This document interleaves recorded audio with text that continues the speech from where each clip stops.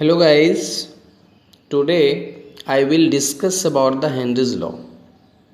In this video I will teach you Henry's law.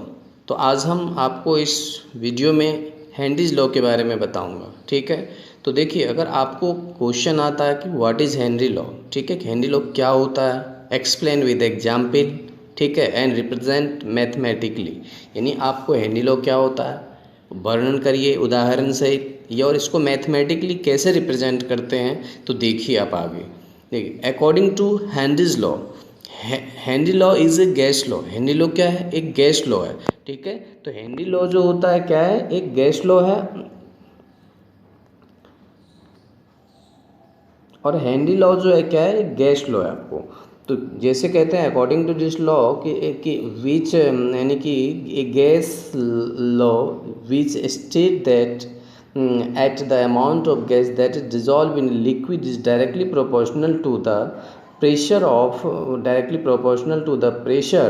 of that gas above the liquid when the temperature is kept constant। यानी Henry law जो है एक gas है, gas law है। और कहते हैं कि इस लॉ के अनुसार जब आप किसी गैस को किसी लिक्विड में डिजॉल्व करते हैं, क्या करते हैं? लिक्विड में डिजॉल्व करते हैं, तो कहते हैं कि द डायरेक्टली पार्शली, यानी कि उसका जो प्रेशर होता है, यानी कि लिक्विड जो होता है क्या होता है कि directly proportional to the partial pressure of that gas, यानी उस गैस के जो पार्शियल प्रेशर है उसके डायरेक्टली प्रोपोर्शनल होता है, ठीक है। और इसको जो मैथमेटिकली आप रिप्रेजेंट करते हैं, उसको मैथमेटिकली आप कैसे रिप्रेजेंट करते हैं, ठीक है।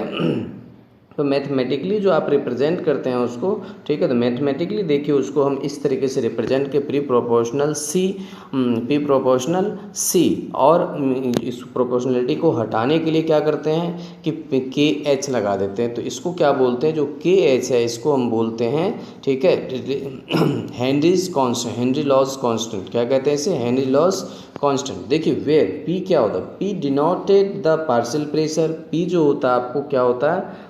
पार्शियल प्रेशर को डिनोट करता है। Gas in the atmosphere where the liquid, यानी जो एटमॉस्फेयर में लिक्विड के ऊपर होता है उसको पार्शियल प्रेशर कहते हैं। C denote the concentration of the dissolve gas. C जो होता है आपको किस को रिप्रेजेंट करते हैं? कॉन्सेंट्रेशन। और के H is the Henry's law constant of the gas. के एच क्या होता है? हेनरीज लॉ होता है, ठीक। उसके बाद देखिए, this law was formulated in the early 19th century by the English chemist William Henry. इस लॉ को जो सबसे पहले दिया था 19th सेंचुरी में, जो था 19वीं शताब्दी में, जो था इंग्लिश केमिस्ट यानी केमिस्ट्री का साइंटिस्ट था जिसे हेनरी ने दिया था, विलियम हेनरी ने दिया, ठीक है। तो it can be noted that the Henry's law constant can be expressed in two different ways. यानी कि ये ध्यान रखना होगा आपको कि हेनरीज लॉ जो है आपको दो डिफरेंट वे में आता है। If the constant is defined is in term of the solubility per pressure, solubility per pressure, it is referred to as the Henry's law solubility constant denoted as Henry's law solubility constant जो होता है उसको किससे represent करते हैं? आपको इसको जो रिप्रेजेंट करते हैं हम एच से रिप्रेजेंट करते हैं। On the other hand, if the proportionality constant is defined in term of the pressure per liquid solubility, it is called the Henry's law volatility constant denoted by K H. ये जो है आपको इस चीज़ में दिखाया गया है, जैसा कि आप देख रहे हैं इसमें ठीक है, कि ये जो है आपको क्या दिखा रहा है इसमें, जैसे कि एक लिक्विड है और गैस इसमें दिखाया गया आपको कि ये लिक्विड में दिखा रहा है, ये गैस में दिखा रहा है आपको, ठीक है। तो इसमें देखिए क्या है कि सबसे पहले जो होता है इसमें कहते हैं an illustration detailing the relationship between the solubility of a gas in a liquid and the partial pressure of that gas in the atmosphere above the liquid gas detected Henry's law is provided above. Not that the greater the partial pressure of the gas is greater the its solubility in the liquid, ठीक है। तो देखिए सबसे पहले आपको क्या ध्यान में रखना है कि हेनरीज लॉ क्या होता है, कि हेनरीज लॉ जो होता है एक गैस लॉ है। और इस लॉ के अनुसार जो होता है जब आप किसी लिक्विड को गैस में डिजॉल्व करते हैं, सॉरी किसी गैस को आप जब किसी लिक्विड में डिजॉल्व करते हैं तो लिक्विड जो होता है डायरेक्टली प्रोपोर्शनल जो होता है उस गैस के पार्शियल प्रेशर का होता है, ठीक है। और इसको मैथमेटिकली जो हम रिप्रेजेंट करते हैं, कैसे करते हैं? मैथमेटिकली रिप्रेजेंट जो हम उसे करते हैं, किस तरह से करते हैं, ठीक है। देखिए मैथमेटिकली हम उसको रिप्रेजेंट करते हैं पी प्रोपोर्शनल सी, ठीक है, और P equal to K H C, ठीक है। तो ये हो गया आपका हेनरीज लॉ। अब देखिए आपको हेनरीज लॉ के एग्जाम्पल्स क्या होता है, ठीक है। हेनरीज लॉ में देखिए जैसे पेप्सी एंड अदर, पेप्सी हो गया, स्प्राइट हो गया, कोको कोला, जो भी आप जो लिक्विड यानी कि जो कोल्ड ड्रिंक सब वगैरह सब पीते हैं, कार्बोनेटेड ड्रिंक्स होते हैं, ठीक है, यानी कि सॉफ्ट ड्रिंक जिसे कहते हैं, ये सभी जो होता है हेनरीज लॉ पे, यानी कि बोतल जो सील किया जाता है उसका, ठीक है, बोतल जो आप सील करते हैं, आपने देखा होगा अक्सर आपको कोल्ड ड्रिंक की बोतल को खोलते हैं तो एक प्रेशर सा बना रहता है उसमें, ठीक है। ये सारे जो होते हैं किस चीज़ पे काम का, हेनरीज लॉ के अकॉर्डिंग है, ठीक है। जो कोल्ड ड्रिंक का बोतल का जो पैकिंग होता है किस पर होता है, हेनरीज लॉ के अकॉर्डिंग होता है, ठीक। अब देखिए कहते हैं Henry's law comes into play every time a बोतल ऑफ द पेप्सी, जो बोतल पेप्सी का होता है, कोको कोला का होता है, थम्स और एनी अदर कार्बोनेटेड ड्रिंक्स, कोई भी कार्बोनेटेड ड्रिंक्स होता है, जैसे आपने देखा होगा आजकल बहुत सारे ऐसे सॉफ्ट ड्रिंक आ रहा है, ठीक है, इज ओपन, जब आप उसे खोलते हैं the gas above the unopened carbonate drink is usually pure carbon dioxide kept at a pressure which is slightly above the standard atmospheric pressure. As a consequence of Henry's law, the solubility of the carbon dioxide in the unopened drinks is also high. इसमें क्या जो carbon dioxide होता है क्या होता है, उसमें bottles में भरा रहता है और जब आप उसे ओपन करते हैं तो हाई लेवल पे बाहर की तरफ निकलता है। When the bottle is open, जब आप बोतल को खोलते हैं तो the pressurise carbon dioxide escape into the atmosphere, वो क्या करता है, एटमॉस्फेयर में आना चाहता है, ठीक है, which is usually accompanied by the hissing sound, ठीक, एक साउंड के साथ, ठीक है, जैसे कि आपने सनसनाहट की science, as the partial pressure of carbon dioxide in the atmosphere above the drink rapidly decrease the solubility of the carbon dioxide in the drink also decrease due to Henry's law, ठीक है। ये आप जो देखिए simple से याद रखिए, जितने भी कोल्ड ड्रिंक्स की बोतल्स होते हैं जब आप उसे ओपन करते हैं तो एक जो होता है आपको कार्बन डाइऑक्साइड गैस निकलता है एक प्रेशर के साथ, ठीक है। ये सभी जो होता है हेनरीज लॉ के एग्जाम्पल्स में आता है और किसकी वजह से होता है, हेनरीज लॉ की वजह से। कहते हैं this causes of dissolve carbon dioxide to come the surface of the drink in the form of tiny bubbles and escape into the atmosphere। क्या होता है कि जब आप जो होता है, जब आप उसको क्या करते हैं कि जब आप उसे खोलते हैं तो एक बबल टाइप का स्किन आता है, मतलब बबल टाइप का आता है, किस तरह का होता है, बबल टाइप्स का, drink of the bubble and, ठीक है, स्केप इनटू द एटमॉस्फेयर, ये बबल टाइप्स होता है और आके एटमॉस्फेयर में ये मिल जाए। If the carbonate drinks is left open long enough, the concentration of carbon dioxide in the drink will reach an equilibrium with the concentration of carbon dioxide in the atmosphere, ठीक है, जैसे 0.05% causing it the flat the drink losses to fizzy taste। ये क्या होता है कि ये जो ड्रिंक होता है आपको किससे होता है, फिजी टेस्ट लॉस कर देता है, ठीक है। उसके बाद आप देखिए respiration and the oxygenation blood, ये भी जो एग्जाम्पल्स होता है आपको, जो respiration and the oxygenation blood जो होते हैं ये भी उसी के अंतर्गत आता है। कहता है in the process of the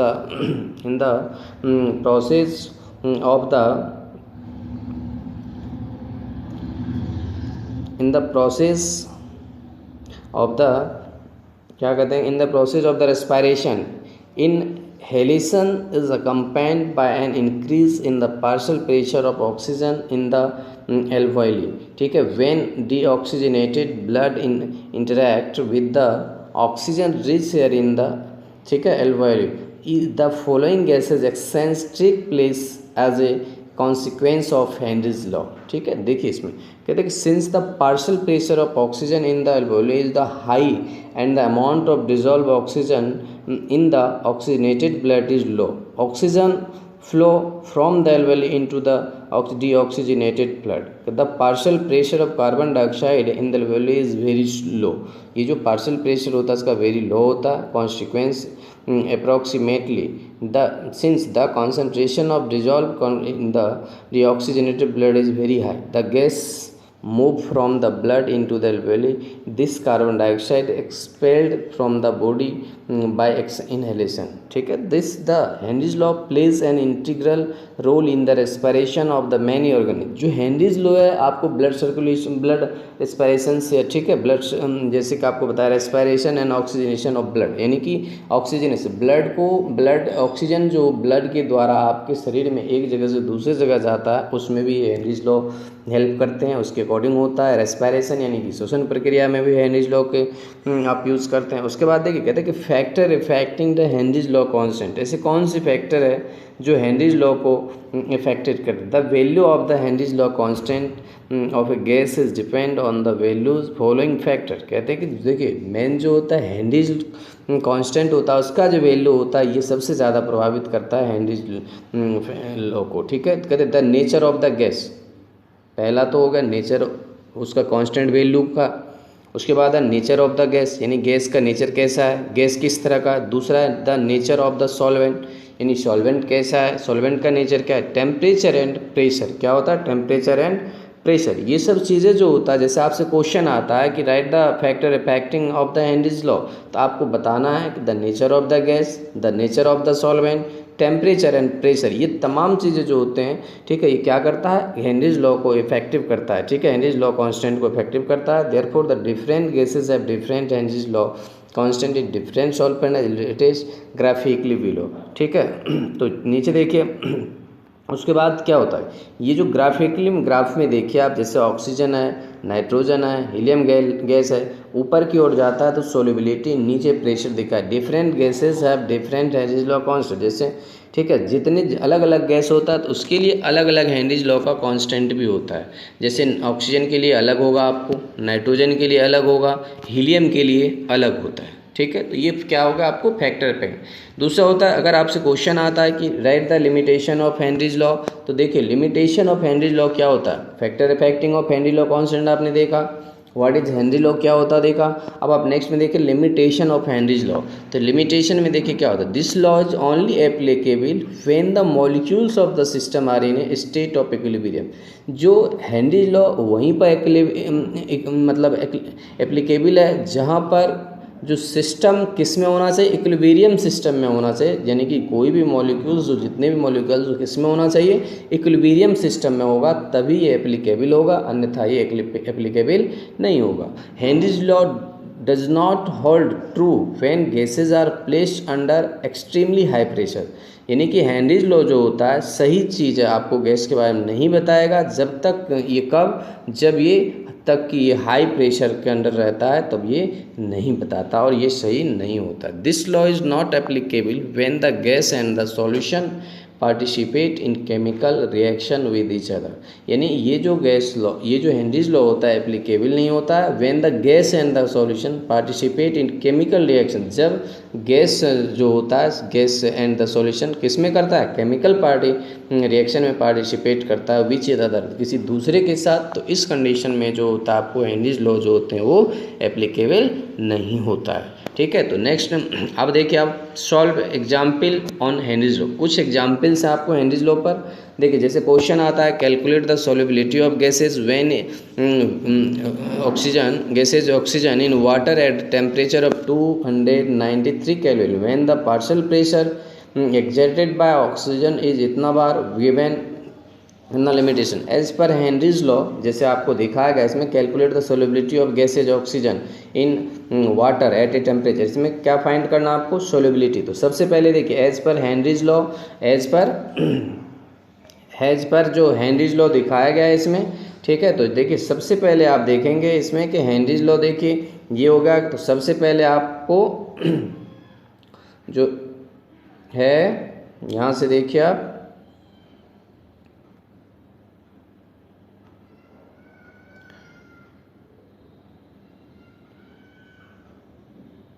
तो ये देखिए सबसे पहले आपको है as per Henry's law P equal to K H हो गया, ये सॉल्युबिलिटी के सब्स्टिट्यूटिंग के एच इक्वल टू इतना, ये जो इसका वैल्यू होता है आपको गिवन है यहाँ पर, ये दे रखा है, और उसके बाद इसको लो litre bar litre per mole and, ठीक है, और प्रेशर हो गया 1 बार हो गया आपको, 1 बार यानी कि ऑक्सीजन दे रखा है इसमें आपको 1 बार यहाँ पे, ठीक है। उसके बाद है आपका जो C इक्वल टू इतना है आपको, ठीक, उसके therefore the solubility of oxygen water under the given condition is कितना हो जाएगा, इतना हो जाएगा, ठीक। नेक्स्ट देखिए दूसरा एग्जाम्पल से आपको कि द कहते हैं, दूसरा एग्जाम्पल है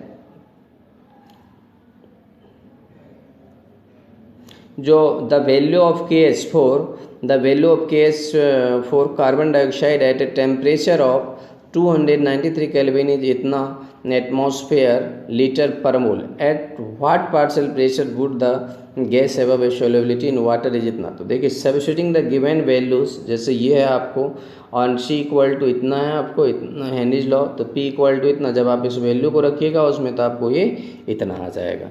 ठीक है, तो आपने क्या देखा इस वीडियो में आज ने, एक हेनरीज लॉ क्या होता है, हेनरीज लॉ का एग्जाम्पल्स देखा आपने, लिमिटेशन ऑफ हेनरीज लॉ देखा, factor affecting the Henry's law constant हो गया। ठीक है, उसके बाद यूजेस जो होता है इसका, जितने भी आपको एग्जाम्पल्स में जैसे पेप्सी एंड द अदर जितने भी कोल्ड ड्रिंक्स में यूज होता है, respiration and oxygenation of blood जो होता है, बहुत सारे हमारे बॉडी ऑर्गेन्स में जो होता है इसका यूज होता है हेनरीज लॉ के अकॉर्डिंग ही होता है। ठीक है, तो आज के लिए इतना ही, और अगर आप तक ने हमारे चैनल को सब्सक्राइब नहीं किया है तो सब्सक्राइब करिए, लाइक करिए और अपने दोस्तों के साथ इसे शेयर भी करिए।